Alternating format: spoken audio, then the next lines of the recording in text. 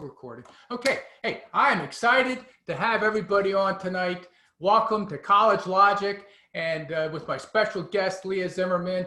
We'll talk about her in a couple minutes, but we have a great hour ahead for you, and I'm just ready to roll into it. So I do have two PowerPoint presentations. I'm going to get started on one. I'll shift to the other one, then I'll come back to this one. So we'll have a little technology moment of challenge, I'm sure, coming up, but that's all right. All right, everybody I think knows who I am. I'm Hans Hansen, College Logic. Our power class tonight is building quality relationships, being a more effective manager, a more effective leader, and being a greater influence on others, and being a better friend.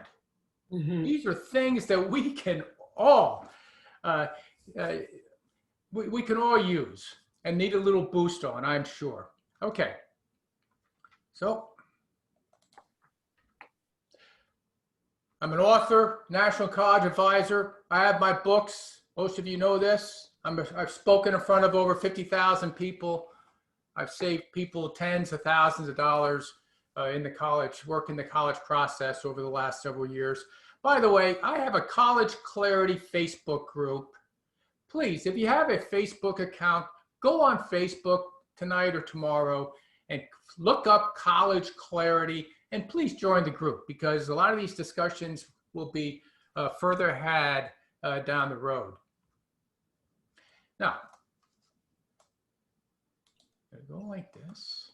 All right. Everybody just take this in for a moment. Our relationships reflect in the conversations we have. Truer words have never been spoken. I heard Leah say that to me about 3 months ago, and I had to stop her in her tracks and say, this is something that is we all need to think about this a little bit more. Our relationships reflect in the conversations we have. All right. It also includes text messages and emails and things like that. But this was Leah's quote to me 3 months ago when I was just getting to know her.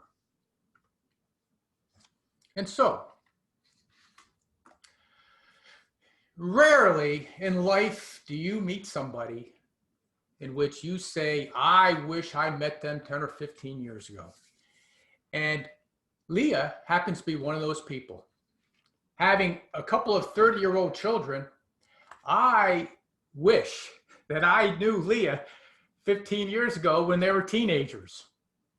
I used to have a business. I owned a business with 45 employees back in the 80s and 90s. I wish I knew Leah then. I would have brought her in my business and had her work with me and the management team and the staff and everybody else.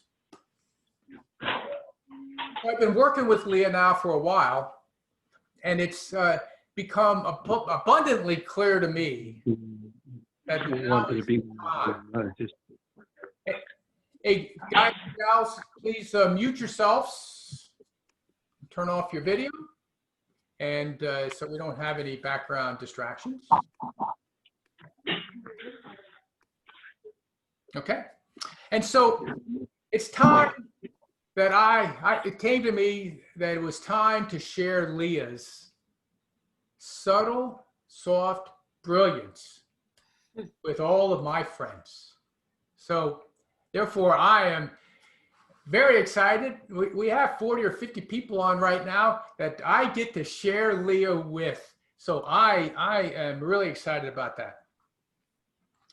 So we're going to talk, and I'll ask Leah a few questions about what she does and things like that. But I would just say this, Leah is a facilitator of helping people discover things that are within them.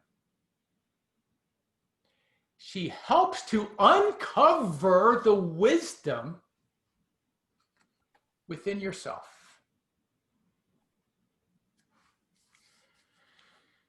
I've asked Leah tonight to share with us 3 of her 9 modules from her program. You'll see all 9 modules momentarily. She's going to share 3 of them. Probably, Leah, 3 of my favorite. I think that's how we came to the 3 that we did.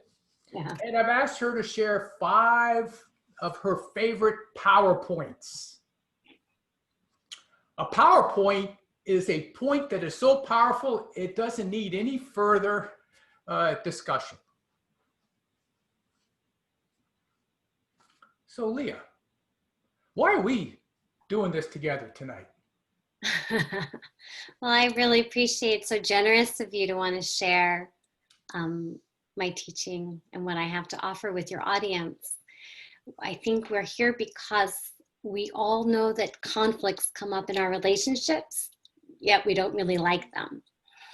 And so we have all kinds of ways that we avoid them or that we take them on head on.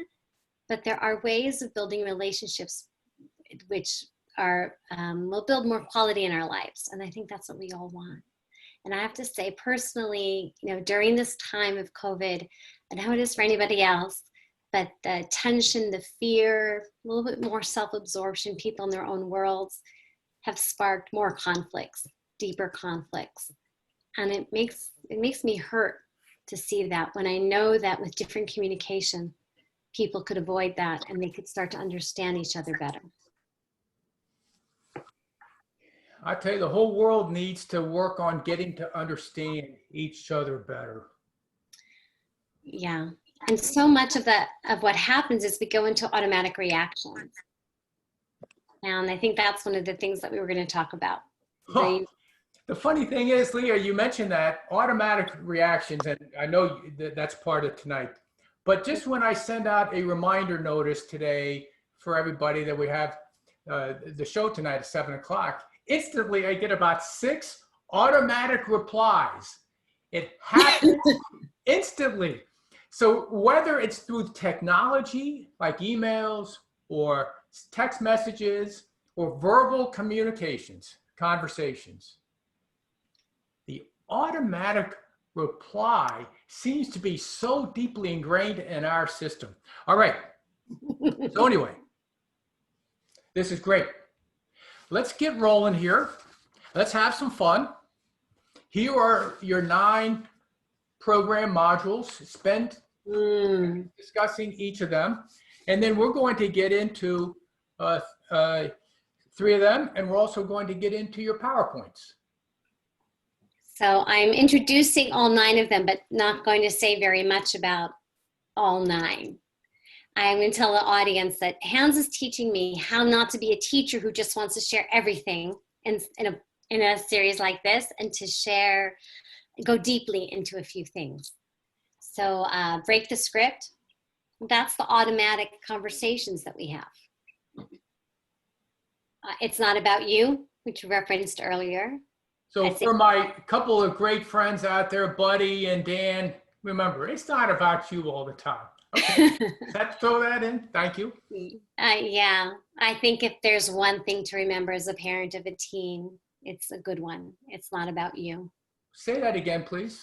I said, if there's one thing to remember as the parent of a teen, I'd say that it's not about you is the key. You had a great example you shared with me a couple days ago about the situation with your daughter, and because you didn't make it about you, it turned out wonderful. Can you share that with us? Sure. It was probably a little while ago. She comes upstairs. We're staying with my parents, and she's sleeping long hours, and then she's up, and I'm sometimes working when she's up, and then she comes up after hours being downstairs and starts yelling at me for not having made her food, and I don't care about her, and all I care about is my work because I didn't make anything. And I wait her out a little bit, and then I go, this is my 13-year-old. Then I go into the bedroom where she is, and I sidle up to her, and I say, so do you want me to know when you're hungry and be available when you snap your fingers and already have food for you and take care of you and be their magical mommy for everything you need? And she says, you got it. And then we could laugh, and then we could talk about what we really needed. Right, rather than escalating. For you remembering, I think, right? Yeah. Yeah. All right. So what you're saying is, when a parent's in a conversation like that with a child, that could be a little bit difficult. The parent needs to understand that it's not. She was yelling at me.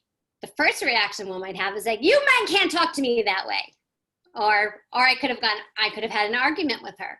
Well, you were downstairs all this time. I can't make food around your schedule. I mean, all the things that she was saying were mostly irrational, but I knew that it wasn't the logic of what she was presenting, that what she needed. It was actually what she needed was attention. What she needed was to feel that she had my attention, and retrospectively had it when she wanted it.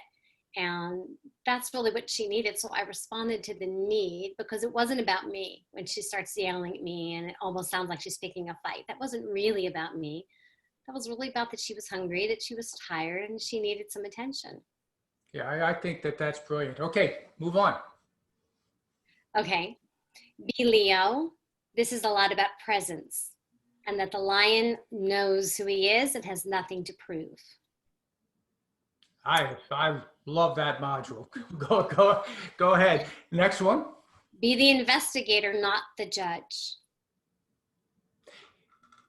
Deepak Chopra has a book, Seven Spiritual Laws of Success, and it's one of the spiritual laws is the law of non-judgment. It's a very difficult thing for us as human beings to practice a law of non-judgment. And you're sitting here in this module, I know what you say about it, that we need to be an investigator, not a judge. It's not an easy switch to make, but there are ways to do it and ways to work up towards doing it. And it might not be in the moment, it might be something you come back to. But if you're a judge, then you are committed to the story in your mind that has caused you to judge the way you are, and you are behaving in that story. When you're the investigator, you're open to many more stories that could be possible, and that may include the other person. So just that difference between judging makes a decision absolutely what this is about, what someone's intention is, whereas being the investigator is a little bit more open. Brilliant. Okay, getting what you give. This is something that with parents, I'm going to say fathers and sons, I know that for sure. That if I get with my son and I'm a little emotional, then I'm going to get an emotional response. Yeah. There was a director I was working with, a background in theater, who was really struggling with me, and mostly because he just didn't leave me alone and let me do my work. So I was inhibited and tight. And there was a scene, and he was like, but you have to give the energy. What are you giving before you walk off the stage? You can't just walk off. And in every other situation, we are giving energy or we're withholding energy. To walk off and not give energy is also something we're doing, a way of giving energy. And the thing is, the energy we give is a lot of what we're going to get back. Great. Okay. Next one is one that you're going to spend a lot of time on. So let's just skip over that for now. Okay. Right. That's one of our primary ones. And then your seventh module, drop the mask. Another great module. This, I think, is really hard for a lot of people because we play roles, and these roles are automatic, just as automatic as the auto replies that you mentioned that we have in our email. And we go into role playing, and we go into not showing exactly how we're feeling. And we have a mask. And some of us are more aware of wearing that mask than others, but we have a mask that we wear to show people who we are, to show what we're doing. So this is about dropping the mask. Really unbelievable. All right. The next one, the art of the question. Yeah. Does that speak for itself? But it is, but we're not a society that likes to ask questions. We'd rather tell rather than ask. Yes, this is true. When we ask the question, we give the opportunity to the other person to discover their answer. When we give them the answer, we give them the opportunity to, I'm thinking of a tennis racket. What do you call that? Just send it back to us. Yep. Right? To just say, oh, no, I don't like that answer. Because I really wanted to introduce you as like the master of discovery and uncovering. Yes, and questions do that. What you just said here, which is, again, it's really profound, but you said by asking them the question, you're giving them the opportunity to discover their answer. Wow. Did I get that right? Yeah. All right. I just like love that. We ask questions like, what do you think you're doing? But that's not really a question. But when we ask somebody a question, we're open to the answer, or even if we have an idea where the answer is, we give them the opportunity to discover it instead of giving them the answer. Because you know how much we all really like getting advice? Yeah, buddy. Look, I'm going to pick on my good friends here when I get a chance, because he is so profound in everything he says to me, and he's my mentor. So I have to call him out every once in a while, because I'm only doing it in jest and doing it in fun. But Buddy is my number one mentor in my life. So for everybody else who hears me say once in a while, Buddy, just know that I love this guy and he's my mentor. And but I get to have a little fun with him once in a while. So go ahead. Okay, now number 9 is your capstone module. So you have this program, you have 9 modules, you have an introduction built in also. So you get down to your capstone module. This is the end of the program when a family or a business has worked with you for a couple of months and you're at the 9th module, effective leadership. I can't see it on my screen, but I know it says elevate others. Can you just spend a moment on that? Sure. And I love that image of the escalator, because to me, that's what coaching is. And that's the image of a stepping stool. This is kind of like a moving stepping stool with more steps. But leadership is all about elevating others. And I really like the Harvard Business School's definition, which I thought I heard Frances Frey say the first time. It was in her own words, but I realized that the concept really comes from Harvard. She's a professor there. That leadership is about making others better from your presence and leaving them that way in your absence. And so it's really about elevating and helping others to be better. You said a moment ago that effective leadership is all about, that's what you just said, is all about elevating others as opposed to elevating themselves. And I saw one of your webinars when you talked about different presidents over the years and how they did this. Yeah. So we're not going to go into that tonight, but it was brilliant when I saw it. And I really do completely agree that effective leadership is about elevating others. When you feel like you have to elevate yourself, you're not being much of a leader, right? It's interesting when you made that link, because I talked about that really more on the presence with about Leo, of the different kinds of leaders that we see who need to puff themselves up to show who they are, like our peacocks, or the ones who can stand with the quiet knowledge that they know who they are, they know the kind of leader they are, and they can speak with that kind of presence, or the ones who are busy. We have different, are smiling and really engage us that way. We have different kinds of presence and we respond to them differently. And I can share with you, my friends and the people on this show tonight, none of us are in the business of puffing ourselves up. I can honestly say I know everybody, just about everybody on the call tonight, everybody it really practices effective leadership. These are why I invited these people, Leah, because everybody's in the business. They're in life to elevate others. Yeah. So I love that. Okay, so we're going to move on. Okay. And what we're going to do is we're going to get into first your PowerPoints, your top 5 PowerPoints. And then we're going to get into, we picked 3 modules. We're going to dig deeper into the modules. Okay. So these are Leah's PowerPoints. Remember, she's going to say it and let it hang for everybody to digest. Yeah. You get the emotions that you give.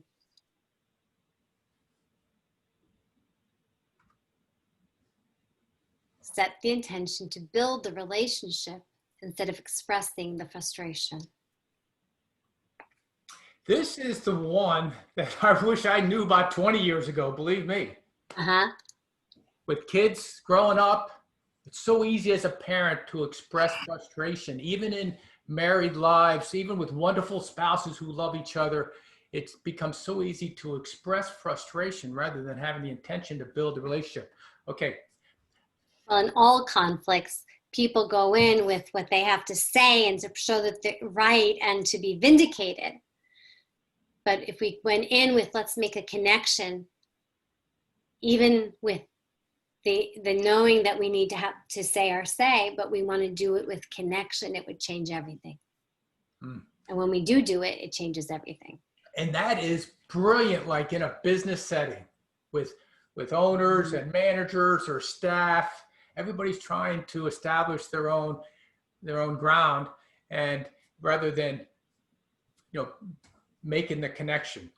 All right. When coming from a script, we're not communicating. And you have a chance here in a couple minutes to dive into this. To talk about that? Yeah. Yeah. I like this one a lot. Listening to understand rather than speaking to be heard.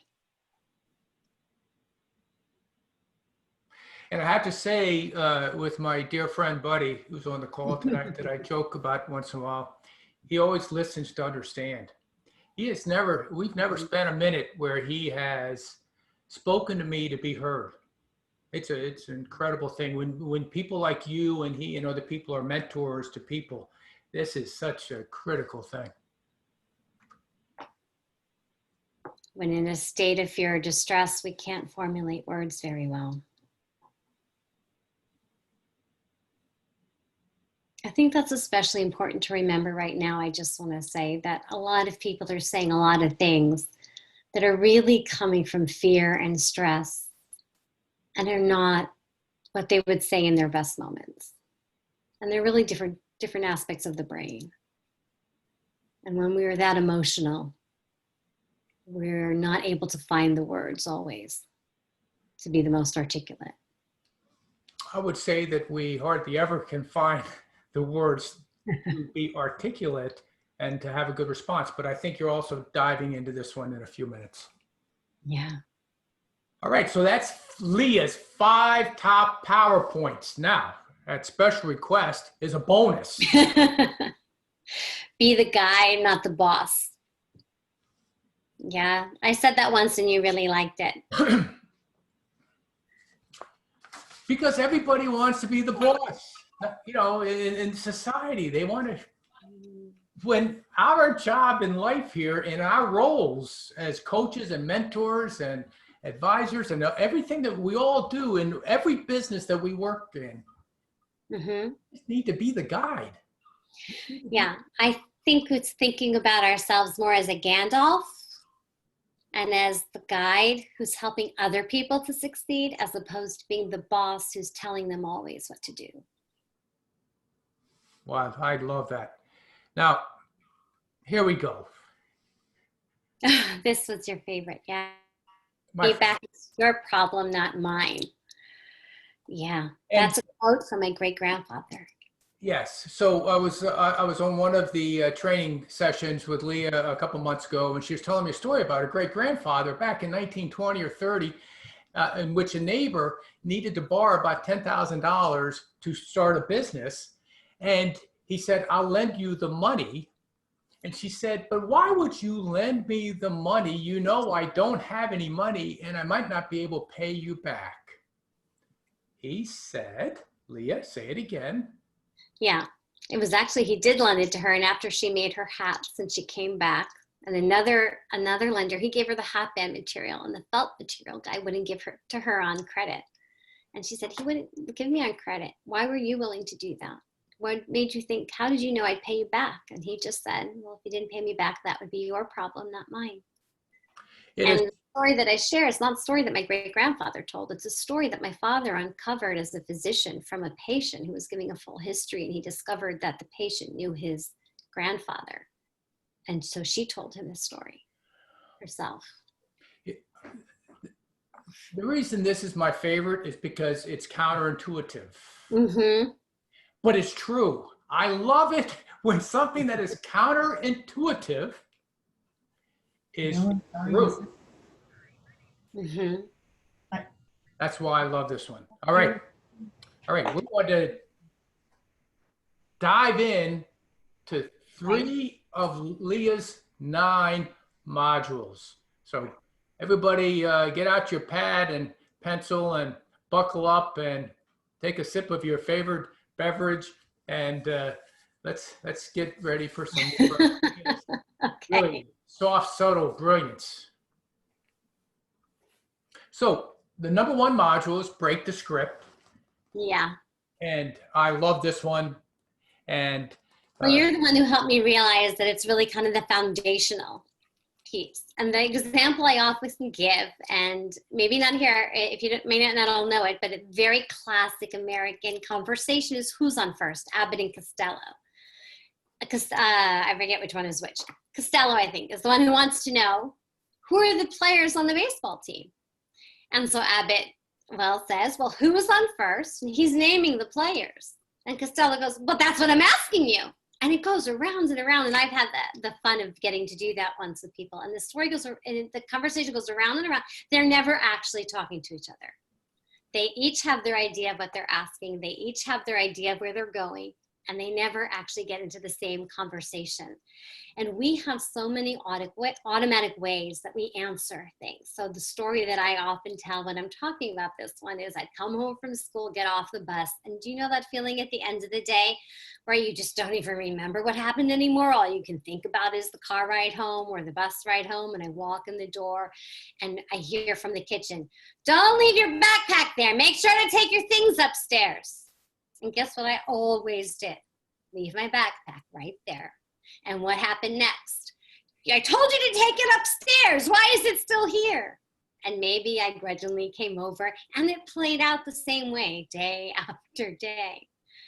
So we have all of these kinds of scripts, the things that we say, that we typically will say when certain circumstances come up, that are automatic. We need automatic, because to think and recreate every time we have to have communication would be really hard. But we're also really bound sometimes to these scripts. And what they tie us to is saying things that we think we know what they mean, but they don't actually articulate what what the other person needs to hear. They don't actually articulate what we're really feeling, what we're really experiencing, or what we really need. And certainly don't really invite and allow the other person to know how they can relate to us and how they can help us in that moment. So the first thing we have to do in a relationship when we want to open it up and we want to shift it from conflict is break the script. Get out of the habitual conversations. Find new ways of being able to express what we want so that we can communicate with each other in a way that comes from something real and not from something automated, not from the typical response of what we'd say. So I'm sure you have something like that you can think of too. Who left this here? What do you think you're doing? Why do you always, whatever it is? I can go back 1,000 times, probably since the beginning of the year. It's every day, and I'm pretty good. At trying to stay away from that. But with spouses or children, or us as maybe kids to parents or our siblings. You have situations with your siblings. We don't need to go into it, but recently, and there's scripts, and as soon as everybody's doing that, it's like you said in your PowerPoint. When coming from a script, we're not communicating. There's no communications. Everybody's saying things, but nobody's listening or communicating. And we come from scripts because we come from certain roles. And you can see it even with your children, like the oldest will talk to the youngest in a certain way. The youngest wants certain things from the oldest. The roles that we fall into play. Birth order, huh? The birth order can influence that, but they're patterns. The patterns repeat themselves and they become part of the roles that we play. The roles that we play become part of the patterns that we have. And if we really want to change our communication, change our relationship, we have to break those scripts. With everybody. You agree with that? Spouses, family members, friends. Is there anybody excluded from that? And this is not a political discussion in the least. But what we do know is every day, if we want to turn on the news, all we hear are scripts, the rhetoric and the scripts from everybody. Nobody's excluded from that. Do you agree with that? I think that we, a lot of the time, our scripts of what we argue about are coming from things that other people have already said, because it gives us a way to verbalize things we're feeling or experiencing, but we end up stuck in the scripts. I just love this because everything else you do in the next 8 modules just builds upon this. And I would say this because I've been through it with you. If you can't break the script, you can't really move on to the next module. That's how I look at it. That's why I think so, but I don't always know that it's a linear process. For some people, the way that they break the script is in one of the other modules. When something clicks, now they really understand breaking the script, or now it takes on a whole new meaning. So they don't work always so linearly. They can go back and forth, but it is something we have to be listening for. Once we start listening and being aware of those scripts, things start to change. So you say once we begin that, and that's why I said to you before, Stephen Covey says, there are no shortcuts. You begin by taking the first step. Yeah. This is the first step. If you ask my opinion, just listening to you for hours and learning this is the first step. That's what I think. I think it's an awareness. And when we're in a situation and we don't feel like we're being understood, and we don't feel like we're being heard, or the other person's super frustrated because we're not seeming to understand and hear them, one of the first questions we can ask ourselves is, what's this script?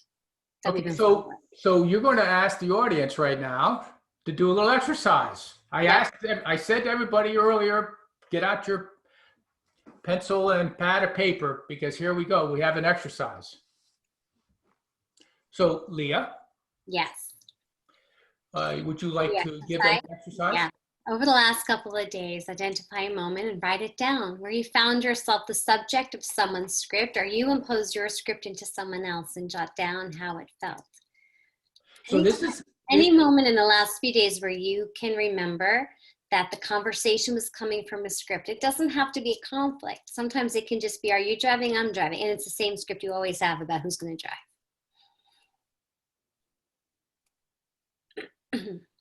The thing that I love about this is it's either you're the subject of someone else's, or you impose. I love that word, impose. You impose your script onto others. Hey, so we would like everybody in the audience, please take a moment and think about this and write it down and keep it. Don't be throwing it away, because we have something to do with that at the end. All right, so that's the exercise for this, and let's move on to the next module. Did you want to give people a little bit more time to write, or are we good to go on? Yeah, we can move on. Okay. I want everybody to be thinking though about that. Writing it down, make your notes, come back to them. But what are the scripts that we tend to fall into? Oh, you know what a really good example is? I know if people have younger children, but that's a script. Why aren't you in the car yet? I told you to get your shoes.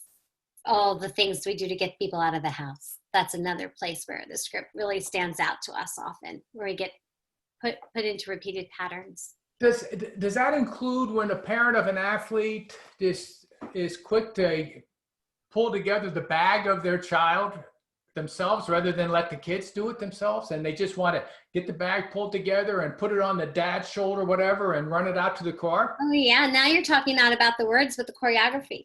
We definitely fall into set choreography too. But that's the role playing. We fall into role playing, and the things we tend to assume, and they're assumptions because of beliefs that we hold. And sometimes all we need to do is look at them a little differently, and we uncover new possibilities. Uncover, there you go again with uncover. We're either discovering or uncovering. Yeah. That's what I love about you. And honestly, Hans, it really has to be that way, because the answer is really different for each person. And I can never know what the answer is for each person. What I'm actually doing is helping people tap into the answers they have within themselves. And all these things we're talking about, and it's lovely that you give me credit for them. These are things that, as we talk about, are familiar and make sense to people because they're universal truths. They're things that I have a particular way of synthesizing and articulating, but they're not things that I made up or that I come to with any new I had not uncovered anything new or discovered anything new. This is what I come to. And that's what I want other people, is to discover and uncover what they have on their way of doing things. If they're given the opportunity to step out of the role playing, to connect with an authentic self, then how will things show up? And all the other pieces too, of course. Okay, we could talk about that all night long. But so let's move Getting what you on give. All right, well, to, you remember this is the exercise that I do when I'm doing this, this energy. That the energy we bring into the room is the energy that's going to be reflected back to us. So here's one example. In my family, I have a younger daughter, the same one I talked about before. And when she was little, she started to realize that her yelling or her agitation didn't always start from with her. It's something she would catch from everybody. So one person starts grumpy and all of a sudden everybody's grumpy. So we started to talk about that. We didn't have to catch the yell. That just because a parent was a little agitated or a little extra forceful, trying to get everybody in the car, or I'm trying to think of the right words, but really trying to move things forward, and she felt pressure or she heard a voice that felt a little tense, didn't mean she had to start doing that too. She could maintain her calm. So we talked about that we don't have to catch the yell. And if you notice in your house, a lot of times what happens is we catch the yell. We catch the energy that comes from other people, and we don't always realize that. And here's another example that I do that you'll remember. I'm going to say no 5 times. Just notice what happens and the way it makes you feel. I'm not put any extra energy or inflection on it, just the word. No, no, no, no, no, no. Now I'm going to do the same with yes. See if you notice a difference. Yes, yes, yes, yes, yes, yes. I think I did 6. work. Just the difference of hearing the word yes and the word no, without even the emotion, changes our energy. The words we use, the energy we give, the things that we put out there affect back. So I discovered as a teacher or as a leader, if I wanted to get a room full of 400 people and kids quiet, I give the energy that I want back. And I get still. And I get quiet.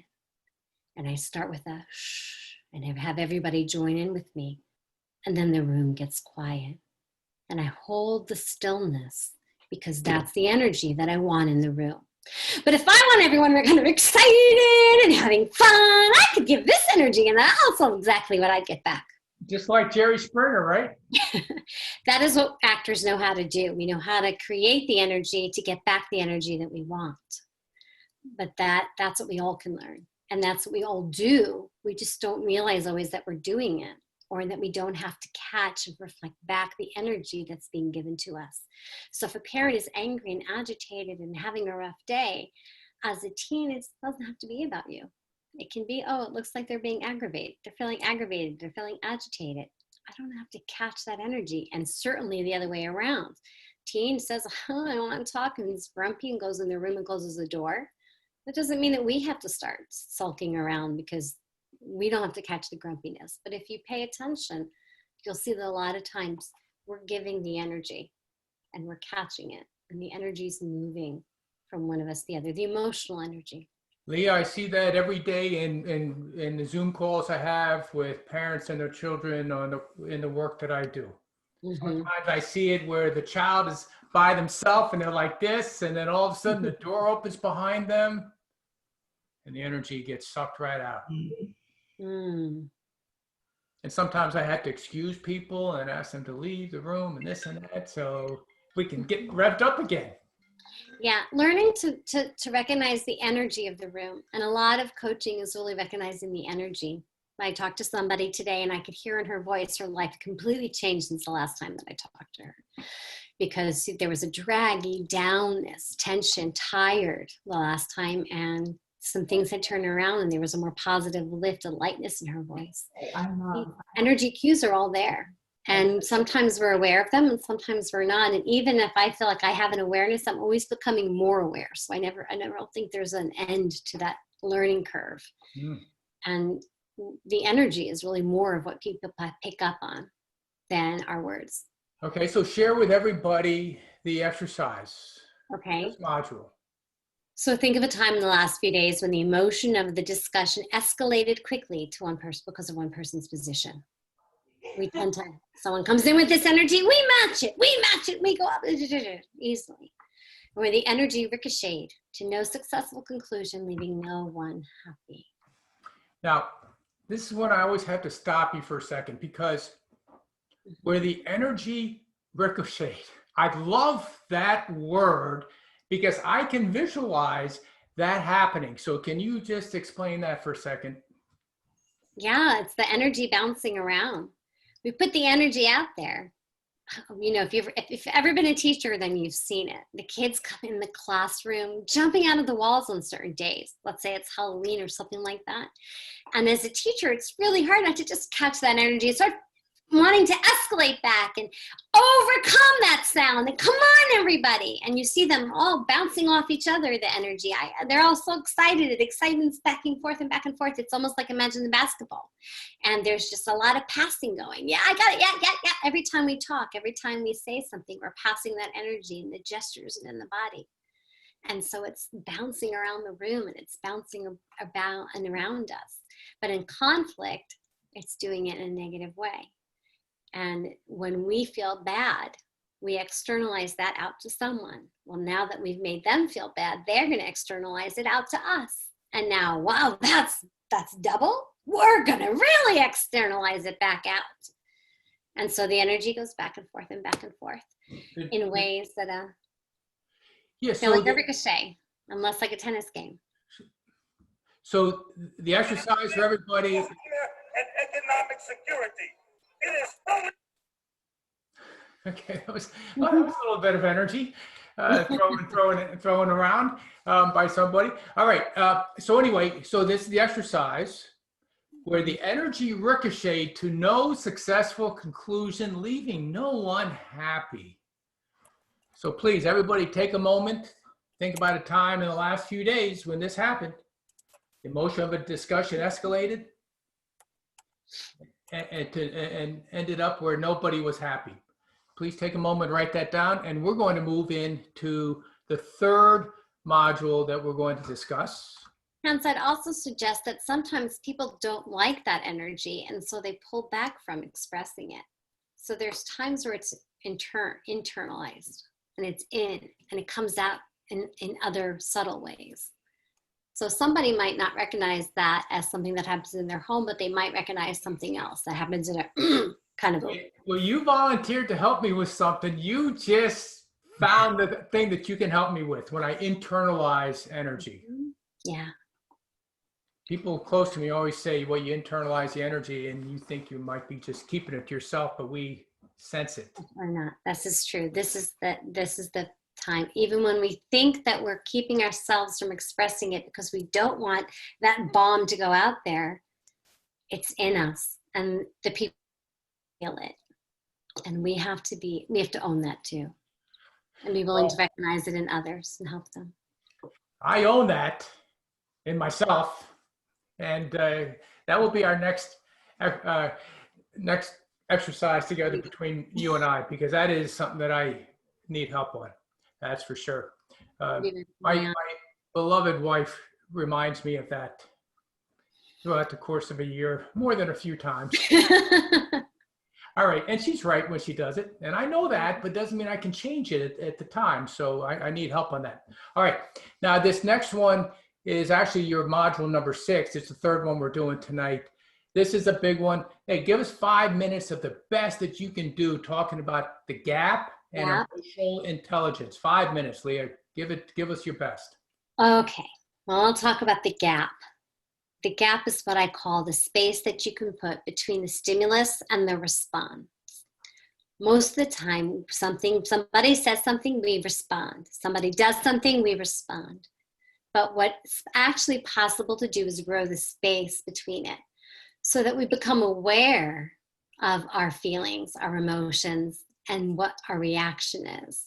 And then we can calculate more of the response that we want. I don't mean calculate in like a manipulative calculation, but I think that we can actually take a step and respond in a way that takes responsibility for our emotions and communicates more effectively. And that is really what emotional intelligence is really about. It's really about knowing and recognizing those things within oneself, self-management, self-awareness.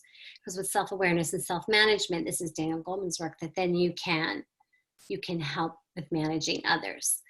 And when I'm working with and coaching clients, sometimes I ask them to imagine being a mountain, and the emotions are the clouds, or the thoughts are the clouds, the things that happen. And there is this space in between where you can see them. But you have the solidity of a mountain, the grounding of a mountain.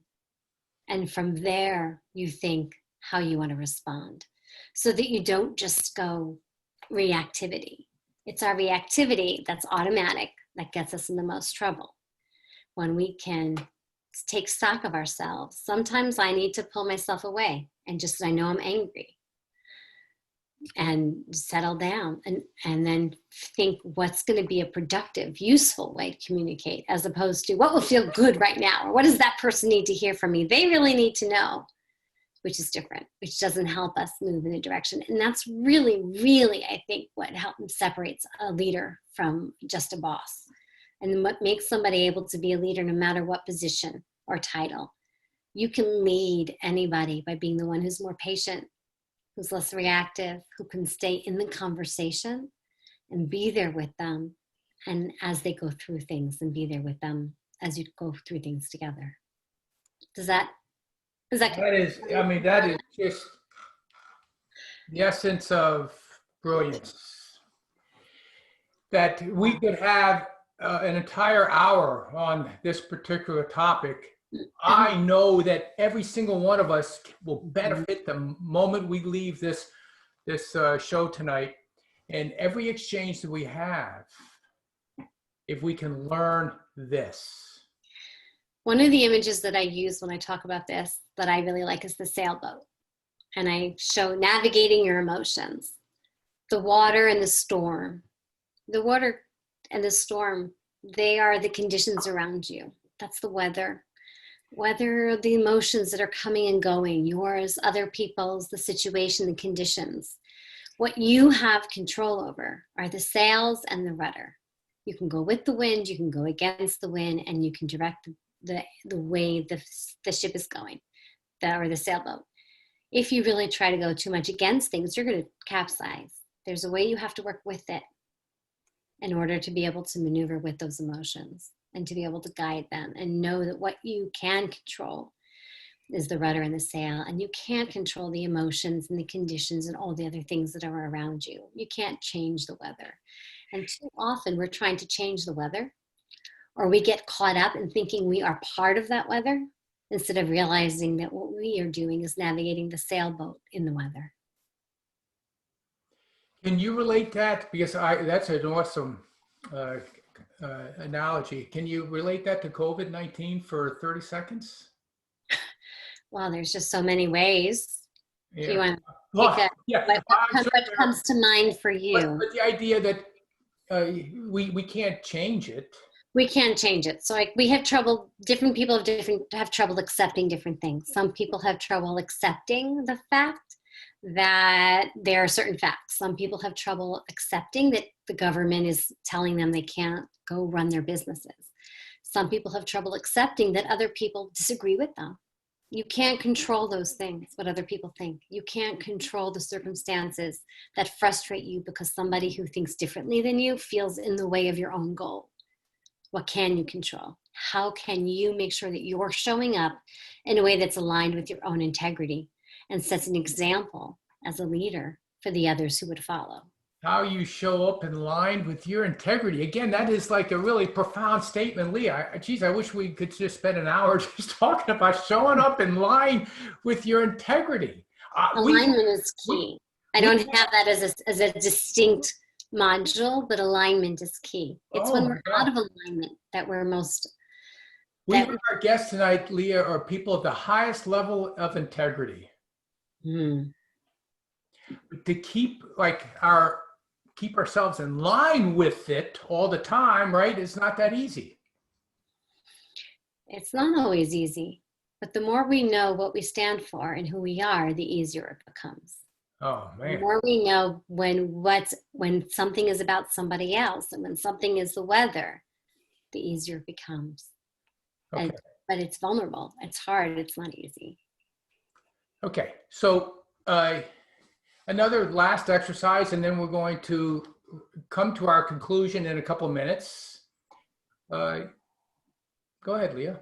Okay, when's the last time you wished you had space between the moment something got to you and the action that you took?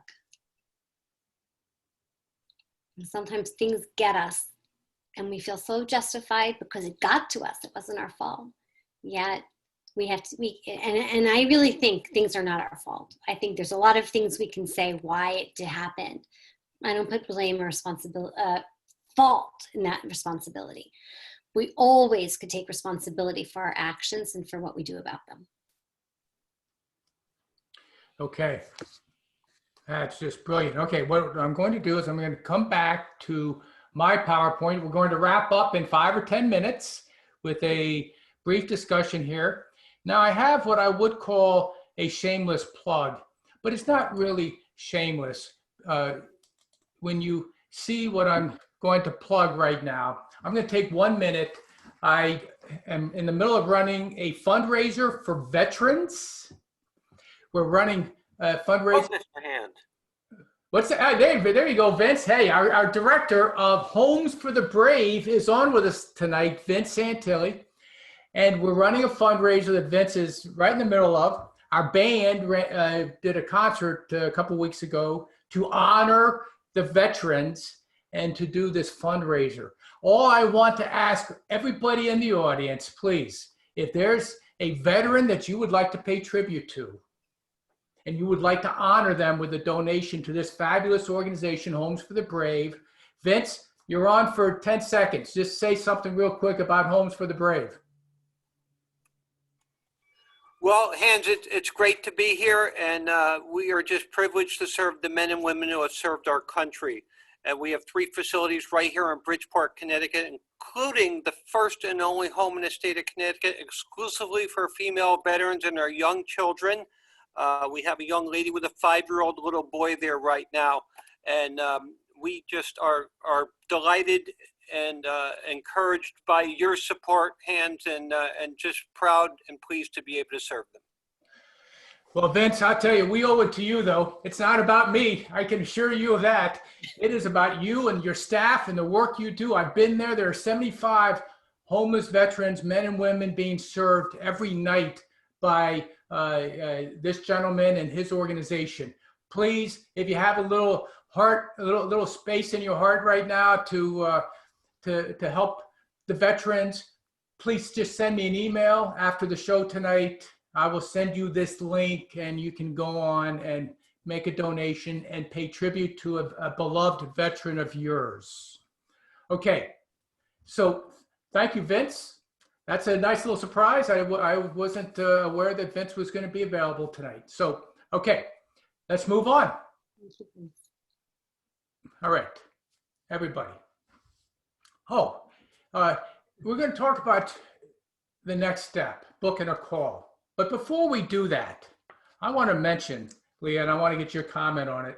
I was with one of my fabulous young students today. Her name is Maria, and we were talking about tonight and them coming on tonight and participating. We were just chatting about it.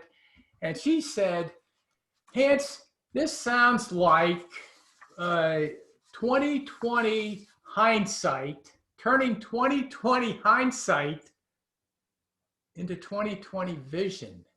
And I go, oh my gosh, Maria, I have to write that down before I forget it. And I have to mention it tonight because, Leah, the greatest gift that you've given me in a few months of knowing you is allowing the 2020 hindsight that we all have and turn it into 2020 vision. I think that I've lived life with 2100 vision. At least that's what my optometrist says. Now, But I feel like in this regard, I might not have 2020 vision yet because I have more learning to go, but I understand the 2020 hindsight into 2020 vision. Can you just comment about that for a minute? Oh, I think it's brilliant. Reflection is really the key. And that's Reflection is related the to that key. gap. Reflection on what's happened in the past. And what happens is we tend to want to we want to try and say why it wasn't our fault, why we weren't bad. Our ego does not like to look at those things and say we actually were wrong in them. But when we can reflect and really see the things that didn't go the way we would have wanted them to go, and we can take responsibility for how we maneuver things forward from those lessons that we've learned, then we really do develop the vision based on the experience. And actually everybody here probably knows they already have vision based on the experiences that happened in the hindsight and what they learned. Right, but that gives us 2100 vision rather than 2500. We're going from 2100 to 2020. 2020 is what everybody wants. Yeah. Clarity and vision. I mean, I think there's a way in which we're always working towards it. I don't know if we all can say that anyone ever really achieves a full vision of being able to see possibilities in front of them, to be able to take in everything that's there. But we are able to change what's in front of us based on what's happened behind us. We're going to wrap up in a second, and you're going to offer everybody a free call with you. But you did say to me the other day that this best serves people who are able to reflect. Mm-hmm. Do you remember exactly what you said? You're able to reflect. I think how I said it. What I noticed that people who appreciate coaching or who benefit from coaching are the people who are willing to reflect and develop that self-awareness. There are people for whom that's just a little too hard. They're not quite ready for that. The idea that they might have done things wrong, and one thing that's really important is that I don't really have a place of judging. I look at the human aspect of all the behaviors, and I have yet to work with a sociopath or someone who actually I can say morally is bankrupt. Most people are good people doing the best they absolutely can. But when we can look at what we thought was our best in the past and see why and understand why we did what we did and why we didn't get the results we wanted, then we're better being able to start to see things differently in the future. So that is who benefits from coaching. Because the kind of coaching that I do is I don't tell people exactly how. It's not like I'm going to go out there and tell you how to hold the ball, how to hold the bat. This is really about asking the questions and creating an environment that helps people to discover the answers. Because the answers from within that you discover are the ones you're going to follow. The answers that come from without that are advice, well, you can tell me how that's working for you so far. Sometimes it works. And I think somebody wrote, Irina seems to have advice that works, and that's great. Sometimes it does work. But the thing we really follow is when it's our own insight and our own inspiration. Oof. Wow. I'll tell you, but I love this. I can't get enough of it. And I can't wait till we have our own next session together. But for everybody out there, this is just a tip of the iceberg, a tip of the Leah Zimmerman brilliance that you get a little taste of tonight. And Leah is willing to offer everybody a free call. Mm-hmm. So would you like? I should put my website. I just have to put the website in there, right? No, we don't. I don't think we need that right now. All we need is, I do have everybody's email that we will send a link to the recording and a link to your calendar. Do you want to put a link to your calendar in the chat? And I'm going to go ahead and end the recording now so that we can just have open chat. So anybody, I'm going to go ahead and stop the recording.